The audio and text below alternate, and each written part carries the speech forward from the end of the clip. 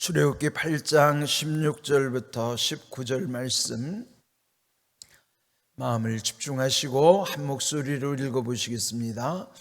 여호와께서 모세에게 이르시되 아론에게 명령하기를 네 지팡이를 들어 땅에 티끌을 치라 하라. 그것이 애굽 온 땅에서 이가 되리라. 그들이 그대로 행할세. 아론이 지팡이를 잡고 손을 들어 땅에 티끌을 치매 애굽 온 땅의 티끌이 다 이가 되어 사람과 가축에게 오르니 요술사들도 자기 요술로 그같이 행하여 이를 생기게 하려 하였으나 못하였고 이가 사람과 가축에게 생긴지라. 요술사가 바로에게 말하되 이는 하나님의 권능이니이다 하였으나 바로의 마음이 완악하게 되어 그들의 말을 듣지 아니하였으니 여호와의 말씀과 같더라. 아멘. 출애굽기 7장부터 12장까지 부분은 하나님께서 그 애굽 땅에 내리시는 10가지 재앙에 관한 사건들이에요. 그 10가지라고 하는 거 성경은 상징적 언어잖아요. 그래서 그 뜻하는 바, 그 단어나 그 흐름이나 그 맥락 속에서 하나님의 뜻이 숨겨져 있죠.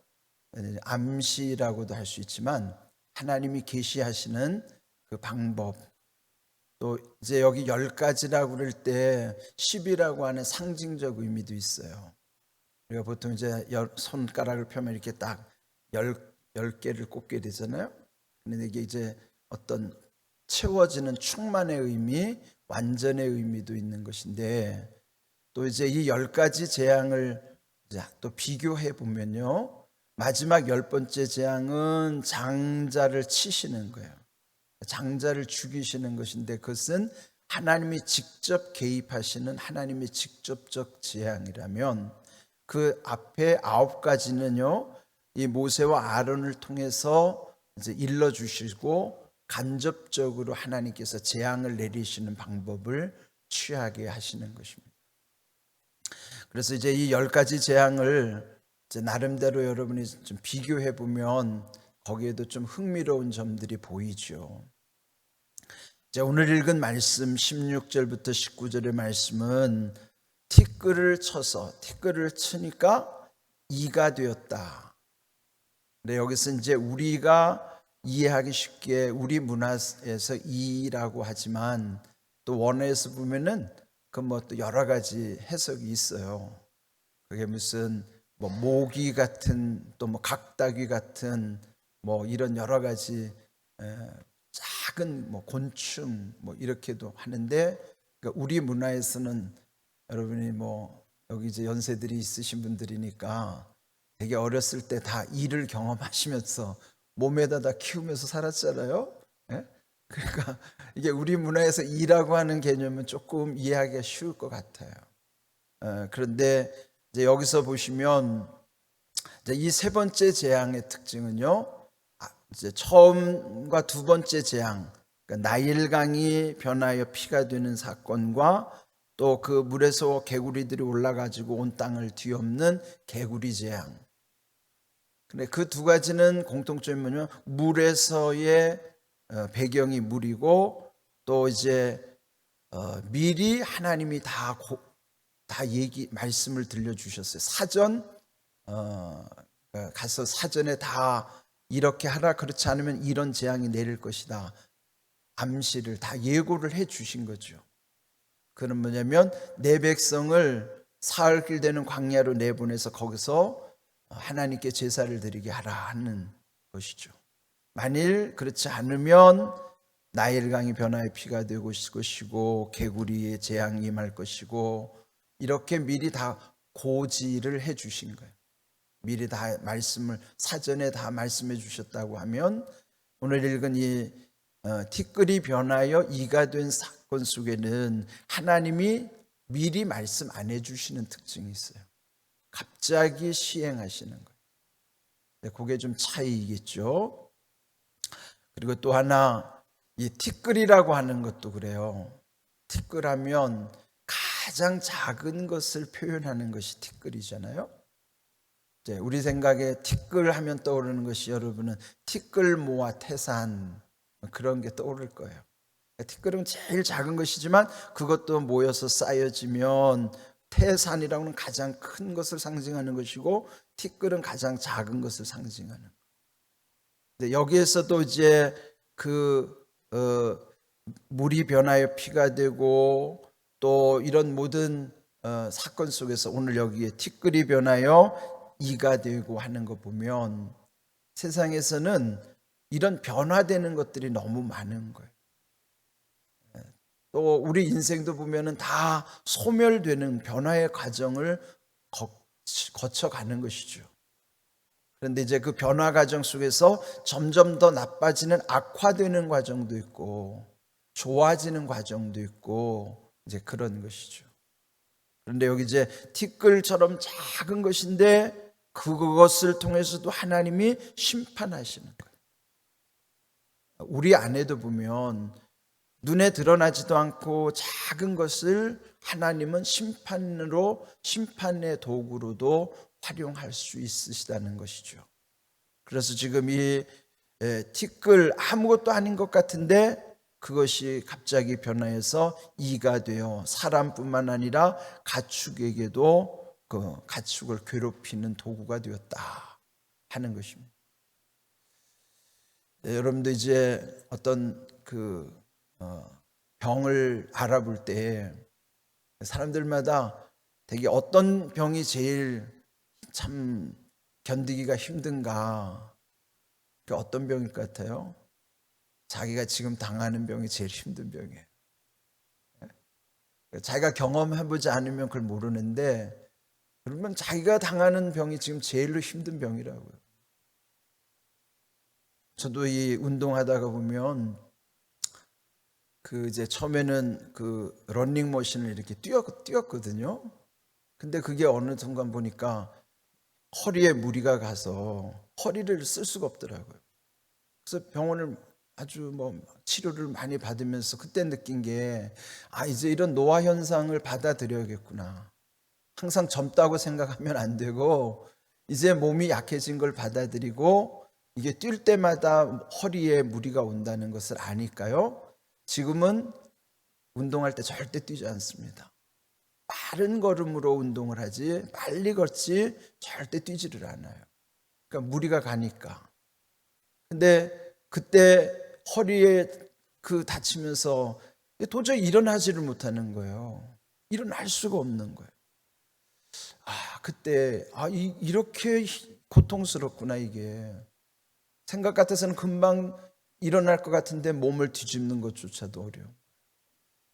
그러니까 이런 어떤 변화 속에서 이런 고통 속에서 물론 이제 이런 상황 속에서 우리는 다시 하나님을 찾는 우리의 환경 속에서도 하나님께로 우리의 모든 것이 집중되는 좋은 현상일 수도 있지만 그러나 이제 여기서 하나님이 이들을 심판하시면서 지난번 말씀드린 것처럼 하나님이 크게 세 가지 목표하시는 바가 있는 거예요.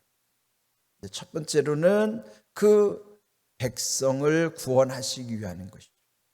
근데 거기도 표현이 좀 보면은 흥미로운 표현이 나와요. 내 백성이라는 표현을 그 다음에는 내 군대라고 표현을 하세요.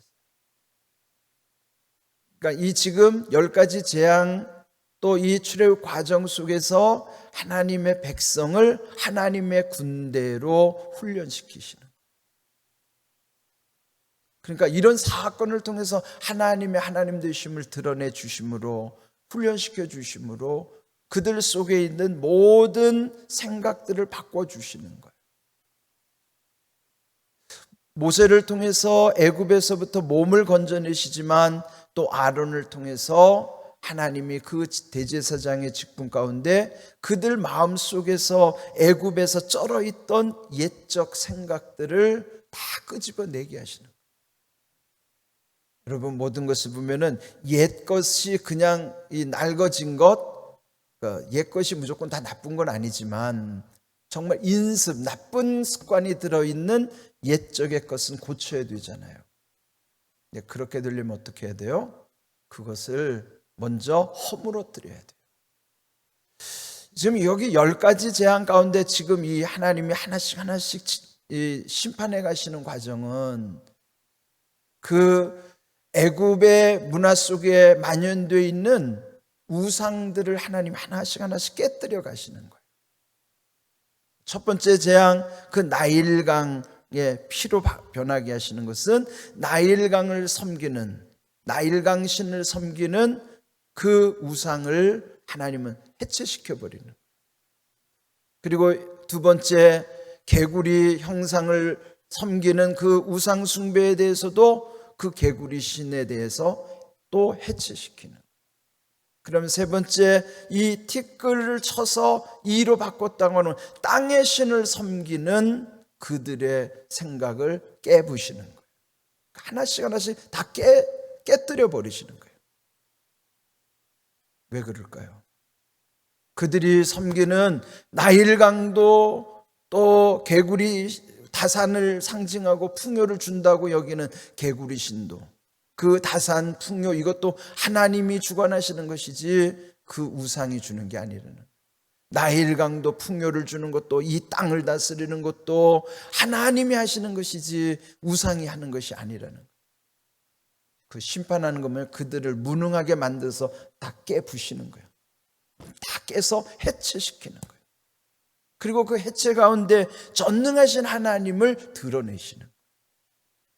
그러니까 이 지금 하나님이 이 재앙을 내리시는 중요한 목표, 아까 세 가지 말씀드린 것, 첫 번째로는 내 백성을 내 군대로 만드시는 것, 두 번째로는 그 애굽에 만연되어 있는 우상을 숭배하는 그들을 하나씩 다 깨부시고 전능하신 하나님을 드러내시는 것. 그리고 세 번째, 이 모든 것이 주변에 다 소문이 나고 알려져서 하나님을 세상에 선포해 주시는 것. 내 백성 애굽 세상을 향하여 하나님의 뜻을 이루어 가시는 과정이라는. 그래서 지금 이 일을 10가지를 통해서 지금 계속 하나님이 하나씩 소위 말하면 세심하게 디테일하게 그 모든 역사를 이루어 가시는.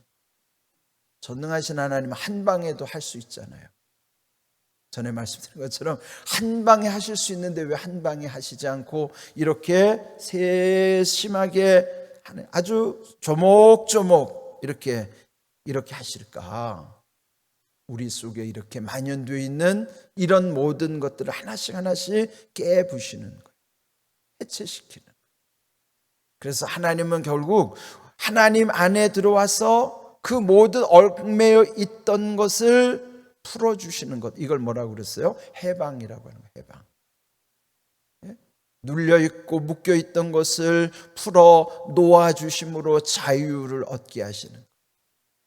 그래서 여러분, 우리가 자유하는 것은 하나님 안에 들어올 때만이 참 자유함으로써 세상의 모든 눌려있고 얽혀있던 것들이 다 부서지는 거예요. 이게 해체가 되는 거예요.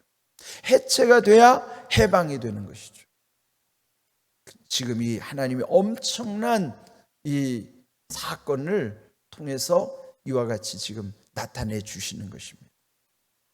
자, 그런데 여기 이제 중요한 고백이 또 하나 나와요. 여기 같이 늘 개입되는 한 세력인데 그러면 요술사들이, 마술사들.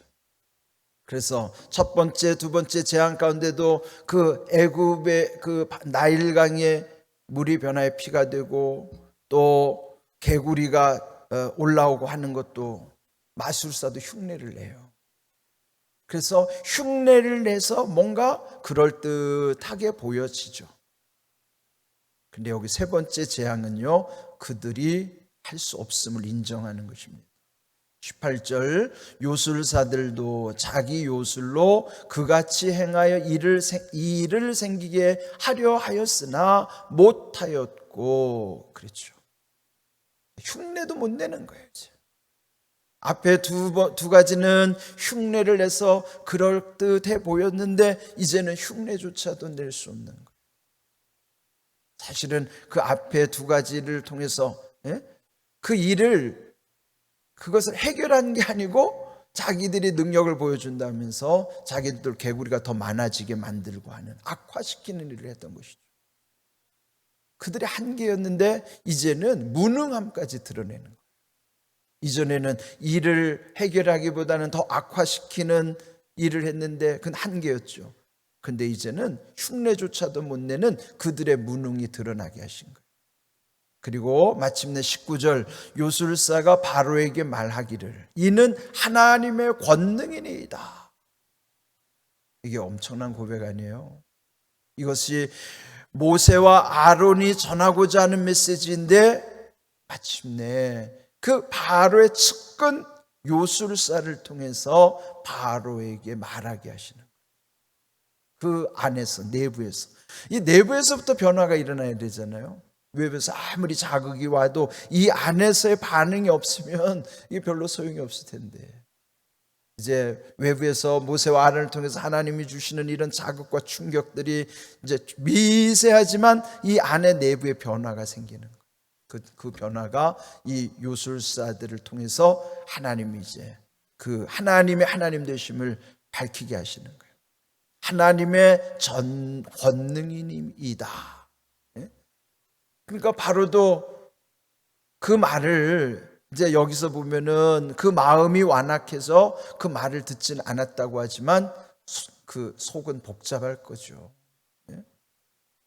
이것입니다. 하나님의 뜻은요, 결국은 그 모든 것이 그 반대 세력에게도 그 고백이 나타나게 하시는 거예요. 예수님이 십자가에서 돌아가실 때에 로마의 병사를 통해서 고백하게 하시잖아요. 저 사람은 참으로 하나님의 아들이시구나. 그렇게 로마의 병사를 통해서 고백하게 하시는 것처럼, 여러분 오늘 우리의 사건들은요, 먼저 은혜를 체험한 우리들은 하나님의 어떤 분인가를 알잖아요. 우리는 우리가 하나님 되심을 알기 때문에 우리는 그 거룩함의 능력으로 점점 세워지는 거예요. 여기 말씀처럼 하나님의 백성이 하나님의 군대로 강하게 세워져 가는 것처럼 오늘 우리도요, 이 세상에 살지만 하나님의 백성으로서 나약한 것이 아니고 강한 군대로 세워주셔서 하나님의 뜻을 이루어가게 하시는 것이고, 또 더 궁극적으로는 그 세상 속에서 하나님의 하나님 되심을 만방에 드러나게 하시는 거예요. 이것을 이제 오늘 이 재앙 가운데에도 계속 말씀해 주시고, 그 다음에 계속 네 번째 재앙으로부터 계속 이어져 가게 하시는 것입니다. 오늘 이 세 번째 재앙, 티끌이 변하여 이가 되게 하신 재앙을 통해서 작은 것 속에도 하나님이 어떻게 역사해 가시는가, 심판하실 수도 있지만 작은 것 속에서도 복을 주실 수도 있고, 이 세상의 모든 것은 고정되기보다는 변화하는 거예요. 화가 변하여 복이 되는 것을 전화위복이라고 그러잖아요. 반대로 복이 변하여 화가 되는 건 뭐예요? 그게 전복위화가 되는 거예요. 거꾸로가 되는 거예요. 여러분, 이게 모든 것은요, 방향이 중요합니다. 글씨를 읽는 것도 우리는 보면 우리는 왼쪽에서 오른쪽으로 읽잖아요. 근데 저 아랍어나 히브리어는요, 오른쪽에서 왼쪽으로 읽는다고. 읽는 방향에 따라서 의미도 달라지는 것은 우리가 흔히 쓰는 말 속에도 있어요. 우리가 흔히 요즘 이제 자살하는 사람이 많지만 자살도 거꾸로 읽으면 살자가 되는 것처럼 어떻게 읽느냐에 따라서 그 방향이 의미를 결정할 수 있단 말이에요. 그러니까 이 변화 속에는 방향이 보이는 거예요. 어떤 방향으로 이 변화가 이루어지는가, 이게 굉장히 중요한 거예요. 전화위복이냐, 전복위화냐, 자살이냐, 살자냐, 이게 왼쪽으로 읽느냐, 오른쪽으로 읽느냐, 이게 의미와 방향이 우리에게 다 연결되어 있다고 하는 거예요. 여러분, 오늘 이 삶 속에서 하나님의 말씀의 은혜 가운데서 바른 방향 가운데 하나님이 주신 은혜의 방향 속에서 우리들의 삶이 날마다 새로워지고 온전해지기를 주님의 이름으로 축복합니다. 아멘.